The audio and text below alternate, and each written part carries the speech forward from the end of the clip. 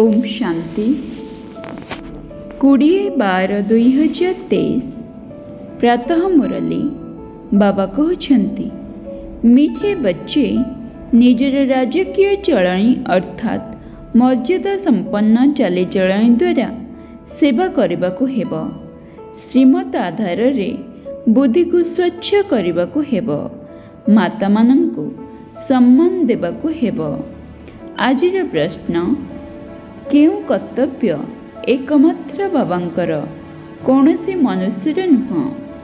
उत्तर बाबा कहते सारा विश्व रे शांति स्थापन करिबा एही कर्तव्य एकमात्र बाबांकर अटे।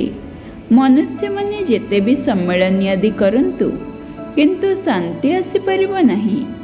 शांतिर सागर बाबा जेतेबेले तांकर पिला मानंकु पवित्रतार प्रतिज्ञा कराई थांती सेतेबेले शांति स्थापन होइथाए। पवित्र दुनिया रे ही शांति रहिछि। तुमे पिला माने एही कथा समस्तंको बहुत युक्तिर सहित एवं निर्भीक भावरे बुझाओ, तेबे बाबांकर नाम विख्यात हेब। आजिर गीत मैं एक नन्हा सा बच्चा हूँ। धारणा पाई मुख्य सार प्रथम पॉइंट बाबांकर प्रिय हेबाकु हेले ज्ञानी एवं योगी हेबाकु पड़िबो एवं देह अभिमान छाड़िबाकु पड़िबो। द्वितीय पॉइंट मुरली सुनाइबा पई साहस रखिबाकु हेबो। निजर चलनी द्वारा बाबांकु प्रत्यक्ष करिबाकु हेबो। बहुत मधुरतार सहित कथावार्ता करिबाकु हेबो। आजिर वरदान कर्मभोग कर्मयोगरे परिवर्तन करी सेवारे निमित्त हेउथिबा भाग्यवान आत्मा भव।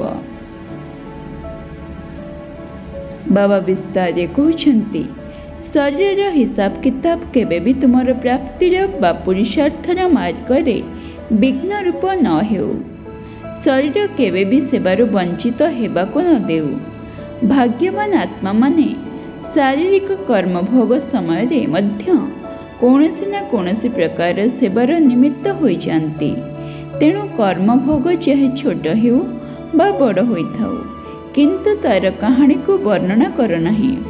ताको वर्णना करबा अर्थ समय एवं शक्ति व्यर्थ रे नष्ट करबा।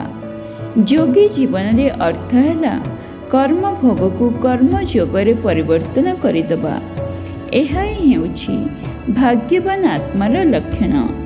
आजिर स्लोगान दृष्टि जदि दया भाव एवं शुभ भावना रहिथिबो तेबे अभिमान बा अपमान दृष्टि समाप्त होइजिबो।